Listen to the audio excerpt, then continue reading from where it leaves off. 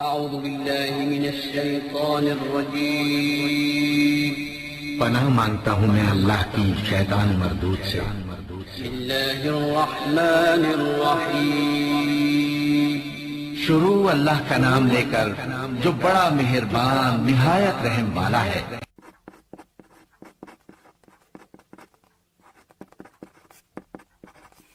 ناظرین، ایولیوشن یعنی ارتقاء کے اعتبار سے چمپینزی کو انسان کے سب سے نزدیک تصور کیا جاتا ہے، لیکن اگر آپ دونوں کی بناوٹ یا ڈھانچے پر غور کریں تو پہلی نظر میں یہ بات واضح ہو جائے گی کہ چمپینزیوں میں کئی ایسے اعضاء موجود ہیں جو انسانوں میں موجود نہیں ہیں۔ بناوٹ میں فرق کی وجہ انسانوں کی مسلسل ارتقاء ہے، لیکن جسمانی ارتقاء کی رفتار بہت سست ہوتی ہے۔ اسی وجہ سے انسانوں کے جسم میں آج بھی کئی ایسے پٹھے اور ہڈیاں باقی ہیں جو اب کسی کام کی نہیں ہیں۔ ناظرین، جسمانی ارتقاء کے بارے میں ریسرچ کرنے والے ڈورسا امیر نے اپنے ٹویٹر اکاؤنٹ پر انسانی جسم کے ان حصوں کا ذکر کیا ہے جن کا عام زندگی میں کوئی استعمال نہیں بچا ہے۔ ڈورسا کا خیال ہے کہ انسانی جسم قدرتی تاریخ کے عجائب گھر کی طرح ہے، لیکن ایسے میں سوال اٹھتا ہے کہ جب ان حصوں کی کوئی ضرورت باقی نہیں رہی تو کئی لوگوں میں آج بھی یہ پٹھے اور ہڈیاں کیوں موجود ہیں؟ اس کا جواب یہ ہے کہ جسمانی ارتقاء کی رفتار سست ہے، اس لیے ایسے اعضاء کو پوری طرح ختم ہونے میں وقت لگ سکتا ہے۔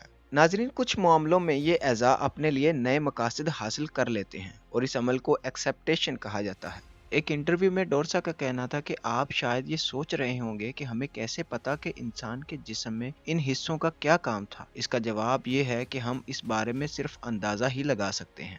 تو ناظرین، آئیے انسان کے جسم میں کچھ ایسے اعضاء کے بارے میں بات کرتے ہیں جن کا استعمال اب باقی نہیں رہا۔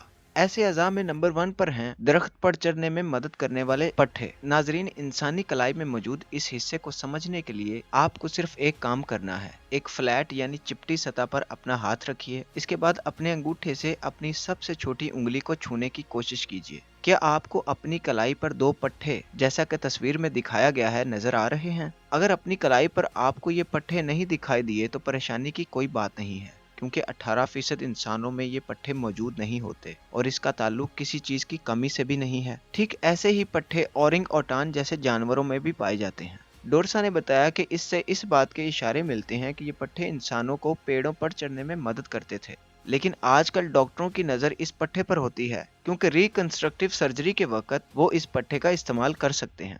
نمبر 2 پر ہے کان کے پٹھے۔ ناظرین، جیری کاوین اپنی کتاب وائی ایولیوشن از ٹرو میں لکھتے ہیں کہ اگر آپ اپنے کان ہلا سکتے ہیں تو آپ جسمانی ارتقاء کے چلتے پھرتے ثبوت ہیں۔ کان کو ہلانے میں مدد کرنے کے لیے 3 پٹھے ذمہ دار ہیں۔ اس بارے میں سب سے پہلے چارلس ڈارون نے لکھا تھا۔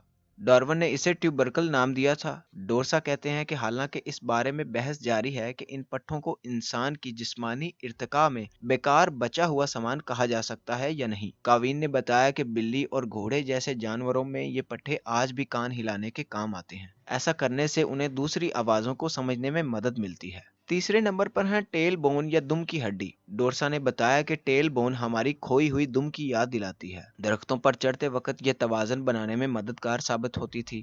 اب یہ ہڈی چھوٹی ہو گئی ہے، لیکن اب بھی یہ ہمارے پٹھوں کو سہارا دینے میں کام کرتی ہے۔ لیکن ہمارے جسم میں بہت سی ایسی چیزیں باقی نہیں رہ سکیں جو پہلے کام آتی تھیں۔ ڈورسا نے بتایا کہ جسمانی ارتقاء کے شروعاتی دور میں انسان کی انگلیوں میں ایک جال سا موجود تھا، لیکن آہستہ آہستہ یہ جال ختم ہو گیا ہے۔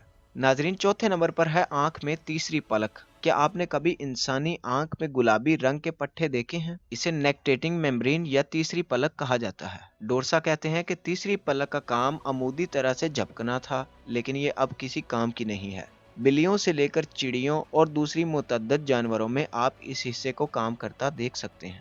ناظرین، 5ویں نمبر پر ہے رونگٹے کھڑے ہونا۔ کیا آپ جانتے ہیں کہ بلیاں خود کو خطرے میں دیکھ کر اپنے رونگٹے کھڑے کر لیتی ہیں؟ یہ اسی طرح ہے جیسے سردی یا ڈر لگنے کی وجہ سے انسانوں کے جسم میں رونگٹے کھڑے ہو جاتے ہیں۔ سائنسدان اسے پلو اریکشن ریفلیکس کہتے ہیں۔ ڈورسا نے بتایا کہ انسانوں نے ایک لمبا عرصہ بالوں سے ڈھکے جسم میں گزارا۔